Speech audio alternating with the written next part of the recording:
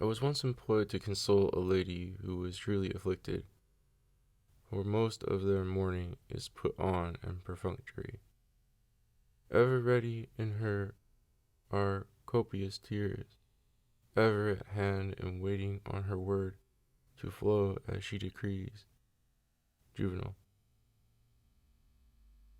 It is bad procedure to oppose this passion, for opposition pricks the aggrieved and drives them further into sadness. We exasperate the trouble by the heat of the argument. We see in ordinary conversation that if I have said something casually and someone disputes it, I passionately espouse it, and much more so anything I am interested in. And then, by so doing, you make a rough approach to your operation, whereas the first greetings of the doctor to his patient should be gracious, gay, and agreeable, and an ugly and churlish doctor never did any good. So on the contrary, you must from the first encourage and humor their grief, and show some signs of approving and excusing it. By this understanding you gain authority to proceed further, and by an easy and imperceptible slope you slip into arguments more solid and suited to their cure. Since my chief wish was to delude the people present who had their eyes on me, I decided to cover up the trouble. Moreover, I find by experience that I am a poor and unprofitable hand at persuading. I present my reasons either too pointed and dry, or too brusquely, or too carelessly. After I had gone along with her suffering for a time, I did not attempt to cure it by strong live reasons, because I lacked them, or because I thought I could effect my purpose better otherwise.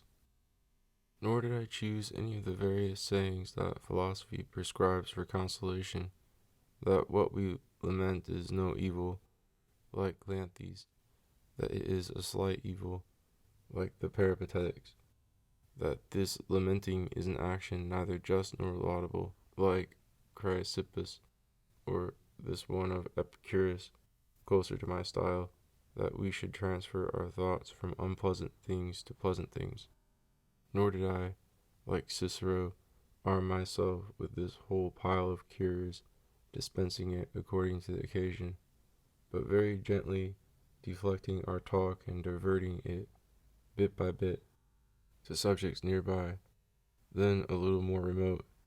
As she gave me more of her attention, I imperceptibly stole away from her this painful thought, and kept her in good spirits and entirely soothed for as long as I was there. I made use of diversion.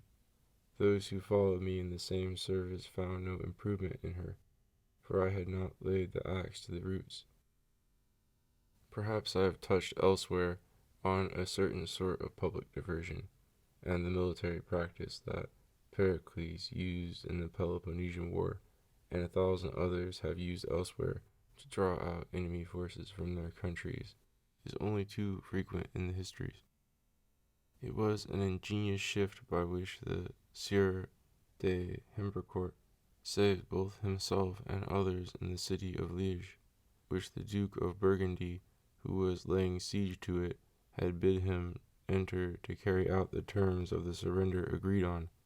These townspeople, assembled by night to provide for this, broke into mutiny against the accepted agreements, and many of them decided to fall upon the negotiators, whom they had in their power.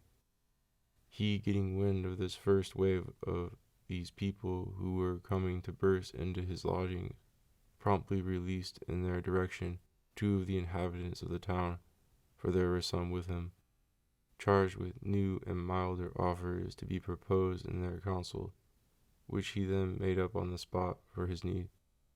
These 2 stopped the first tempest, bringing this excited mob back into the town hall to hear their message and deliberate on it. The deliberation was short.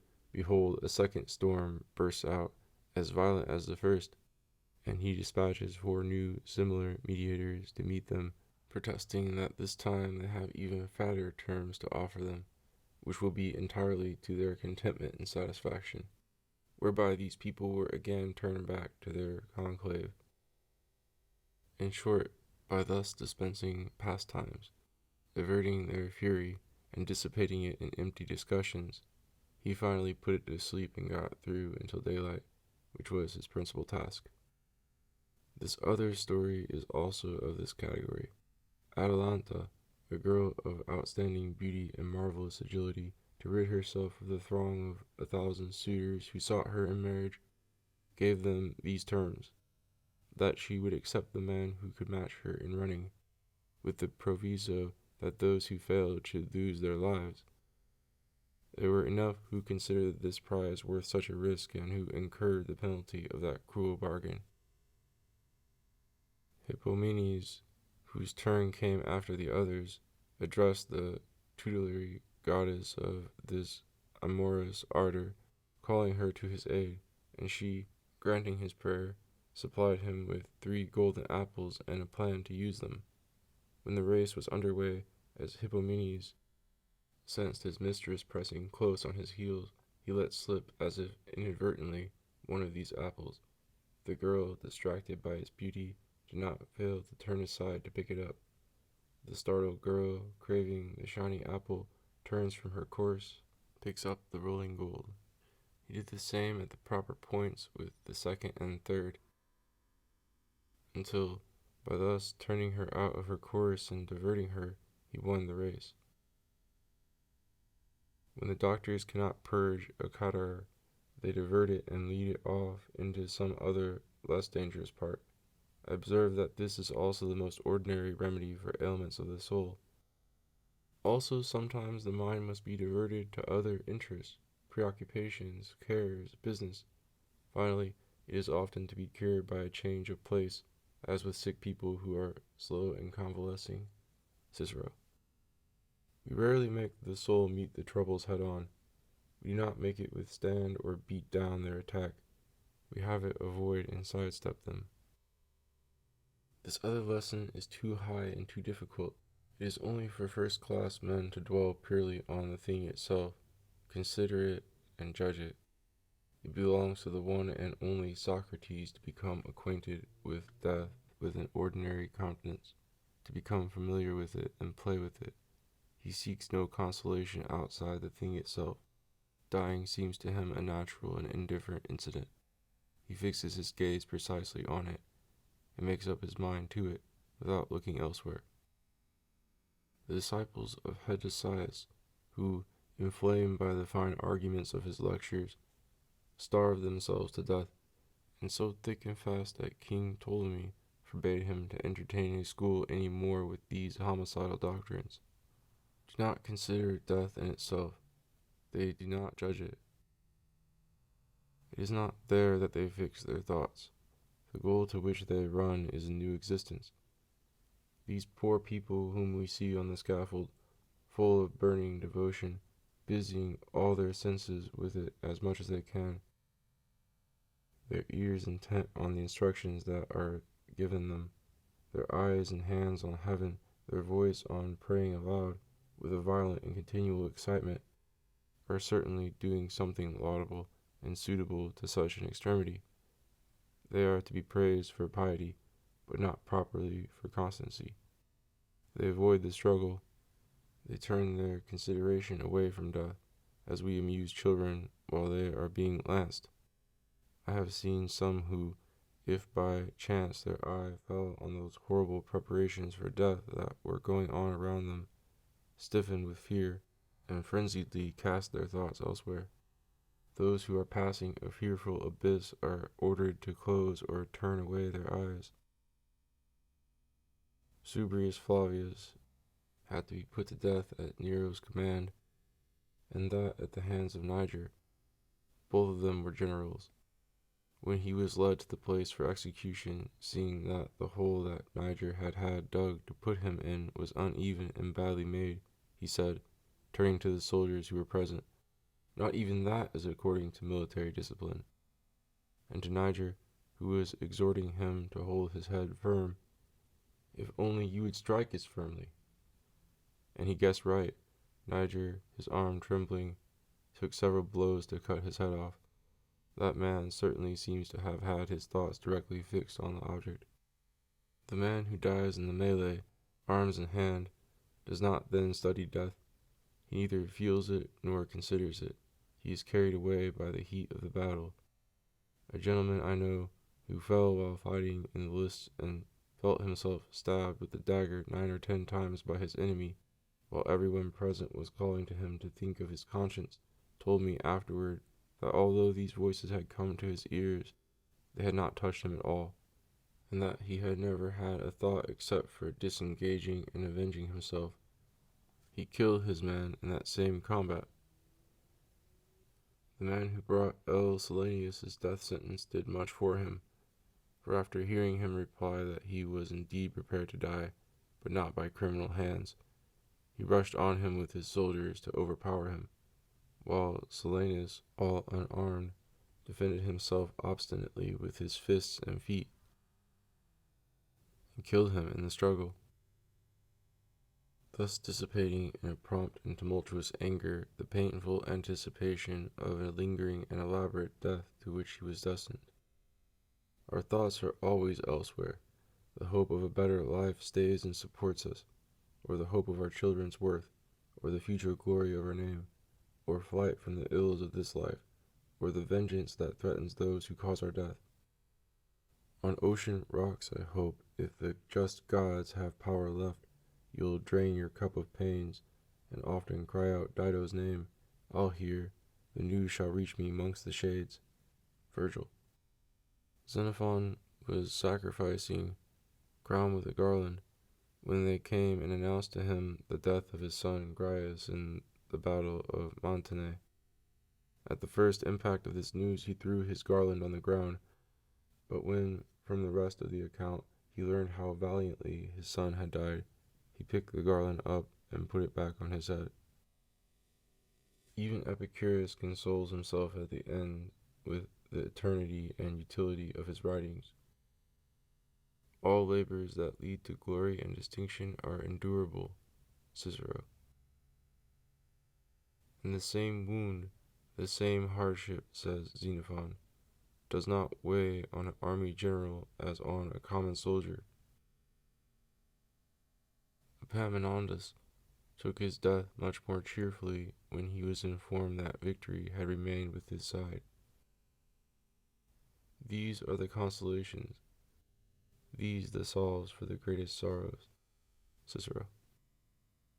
And other such circumstances occupy, divert, and distract us from consideration of the thing in itself. Indeed, the arguments of philosophy are all the time running alongside the matter and sidestepping it, and barely brushing the crust of it. The first man of the first and most authoritative school of philosophy, the great Zeno, speaking against death, says, "No evil is honorable, death is honorable, hence it is no evil." Against drunkenness, no one entrusts his secret to the drunkard, everyone entrusts it to the sage, hence the sage will not be a drunkard. Is that not hitting the bullseye? I love to see these leading souls unable to shake off our common lot. Perfect men as they are, still they are men, and most heavily so.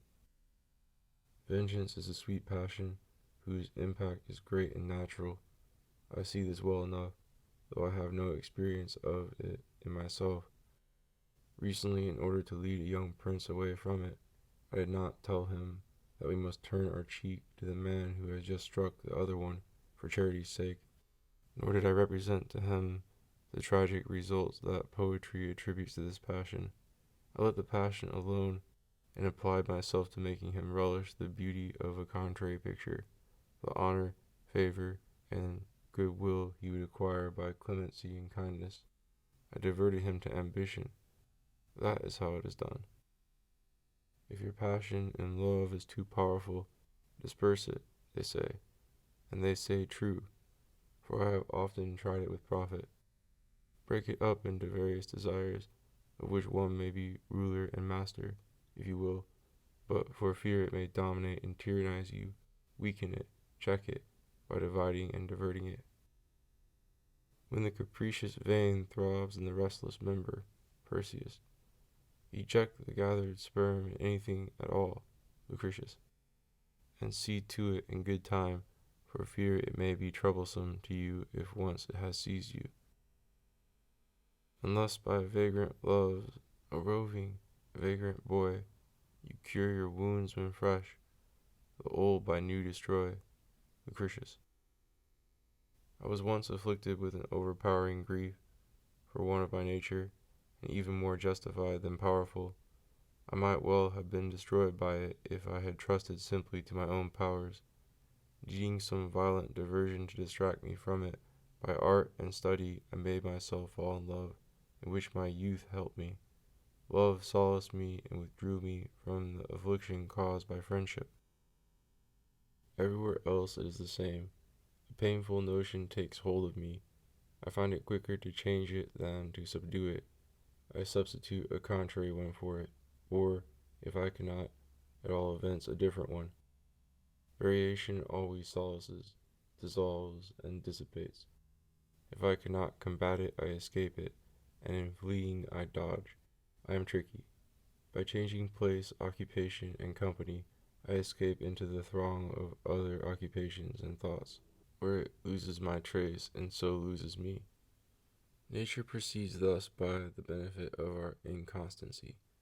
For time, which she has given us by the sovereign physician of our passions, gains its effect principally in this way, furnishing our imagination with other and ever other business. It dissolves and breaks up that first sensation, however strong it may be. A wise man sees his dying friend hardly less vividly after 25 years than in the first year, and according to Epicurus, no less vividly, for he attributed no alleviation of afflictions either to their anticipation or to their old age. But so many other thoughts traverse this one that in the end it languishes and tires. To deflect the bent of popular rumor, Alcibiades cut off the ears and tail of his handsome dog and drove him out into the public square, so that the people, given this subject to babble about, might leave his other actions in peace. I have also known women, for this purpose of diverting people's opinions and conjectures, and putting the gossips off the track, to cover their true affections with counterfeit ones. But I knew one who, in counterfeiting, let herself be caught in good earnest, and abandoned the true original affection for the pretended one. And I learned from her that men who are well lodged in women's graces are fools to consent to this masquerade, since the public greetings and conversations are reserved for this planned suitor. Believe me when I say he is not very able if he does not at last take your place and send you to his. That really is cutting out and sewing a shoe for someone else to put on. It takes little to divert and distract us, for it takes little to hold us. We scarcely look at things in gross and alone. It is the minute and superficial circumstances and notions that strike us, and the empty husks that peel off from the things. As now in summer the cicadas leave behind their filmy shells. Lucretius. Even Plutarch regrets his daughter for the monkey tricks of her childhood. The remembrance of a farewell, an action, a particular grace, a last recommendation afflicts us. Caesar's robe troubled all Rome, as his death had not done. The very sound of the names which rings in our ears, my poor master, or my great friend, alas, my dear father, or my sweet daughter. When these refrains pain me and I look at them closely, I find that they are only grammatical and vocal complaints. The word and the sound hurt me, just as the exclamations of preachers move their auditors more than their reason, and as we are struck by the piteous voice of the animal that is being killed for our use, so that I do not weigh or penetrate meanwhile the true and solid essence of my subject. 'Tis with these stimuli that grief provokes itself. Lucan. These are the foundations of our mourning. The obstinacy of my kidney stones, especially in the penis, has sometimes cast me into long retentions of urine for 3, even 4 days, and so far forward into death that it would have been madness to hope, or even to wish, to avoid it, in view of the cruel attacks that this condition brings. Oh, what a grand master in the art of torture was that good emperor who had his criminals' penises tied so they would die from not being able to piss. Finding myself in this plight, I considered by what slight causes and objects my imagination fostered in me the regret for life. Out of what atoms the gravity and difficulty of this dislodgment from life built itself up in my soul. For what frivolous thoughts we made room in so great an affair. A dog, a horse, a book, a glass, and what not, counted for something in my loss. With others it is their ambitious hopes, their purse, their learning, no less foolishly, in my opinion. I saw death nonchalantly when I saw it universally as the end of life. I dominate it in the mass. In detail it harasses me. The tears of a lackey, the distribution of my old clothes, the touch of a well-known hand, a commonplace phrase of consolation, make me disconsolate and sorry for myself. Thus the laments in fiction trouble our souls, and in Virgil and Catullus the regrets of Dido and Ariadne impassion even those who do not believe in them. It is a sign of a hard and obstinate nature to feel no emotion about them. It is reported as a miracle about Polemon that he was of this stamp, but then, too, he did not even turn pale at the bite of a mad dog, who took away the calf of his leg. And no matter how great a man's wisdom, he can never grasp, through his judgment alone, the cause of another's grief in all its intensity. His understanding is always enhanced by actual presence, when the eyes and ears have a share in it, organs that cannot be stirred except by incidental details. Is it reasonable for the arts themselves to make their use and profit of our natural feeble-mindedness and stupidity?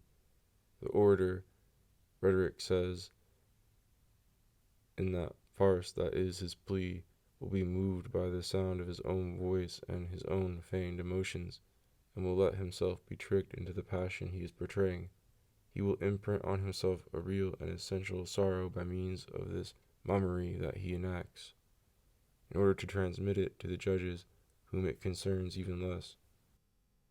Like those persons who are hired at funerals to assist in the ceremony of mourning and sell their tears by weight and measure, and also their sadness. For even though they go through borrowed emotions, nevertheless it is certain that in the process of adjusting themselves to their arranged facial expression, they are often entirely carried away and inwardly affected with a genuine melancholy. I was one of the several friends of Monsieur de Gramont, who escorted his body from the siege of La Ferre, where he was killed, to Soissons. I observed that everywhere he passed the people were moved to tears and lamentation by the mere solemn pomp of our convoy, for even the name of the deceased was unknown to them. Quintilian says he has seen actors so deeply engaged in a mournful role that they were still weeping from it after they returned home, and that he himself, having undertaken to arouse some passion in others, espoused it in himself to the point of being overcome not only by tears but by the pallor of countenance and the bearing of a man really overwhelmed with grief. In a region near our mountains the women play the part of Prester Martin, for even as they magnify their grief for their lost husband by remembering the good and agreeable qualities he had, at the same time they also assemble and proclaim his imperfections, as if to bring themselves to some sort of balance and to turn themselves aside from pity to disdain, with much better grace at that than we do at the loss of a casual acquaintance, pride ourselves on lending him new and undeserved praises and making him quite another man, when we have lost sight of him than he seemed to us when we were seeing him, as if regret were an instinctive thing, or tears enlightened our understanding by washing it. From this moment I renounce any favorable testimonials that anyone may want to give me, not because I shall deserve them, but because I shall be dead. If you ask that man, "What interest have you in this siege?" he will say, "The interest of example and of common obedience to the prince. I aspire to no profit whatever from it, and as for glory, I know how small a share of it can concern a private person like myself. I have no passion or quarrel in this." Yet see him on the next day, all changed, all boiling and red with anger at his post in the line of attack. It is the gleam of so much steel and the fire and racket of our cannon and drums that have injected this new rigor and hatred into his veins. A frivolous cause, you will tell me. What do you mean, a cause? None is needed to agitate our soul. A daydream without body or subject dominates and agitates it. If I take to building castles in Spain, my imagination fabricates comforts and pleasures there by which my soul is really tricked and rejoiced. How many times we trouble our mind with anger or sadness by such shadows, and involve ourselves in fanciful passions which transform both our soul and our body. What astonished, laughing, and confused grimaces daydreams produce on our faces! What starts and agitations of our limbs and our voice! Does it not seem that this man, alone as he is, has false visions of a throng of other men with whom he is dealing, or of some inner demon that is persecuting him? Inquire of yourself, where is the object of this change? Is there anything besides ourselves in nature that feeds on inanity and is subject to its power? Cambyses, because in his sleep he had dreamed that his brother was to become king of Persia, had put him to death, a brother whom he loved and had always trusted. Aristodemus, king of the Messenians, killed himself because he fancied there was a bad omen in some howling of his dogs, and King Midas did as much, disturbed and upset by some unpleasant dream he had dreamed. It is pricing our life exactly as it really is to abandon it for a dream. And yet here our soul triumph over the misery of the body, over its weakness, over the fact that it is a target for all kinds of injury and alterations. Truly it has a fine right to talk. Poor clay, to which Prometheus did first impart its shape, he played a thoughtless role. Body he planned, but mind he saw not in his art. His first concern should have been the soul. Propertius.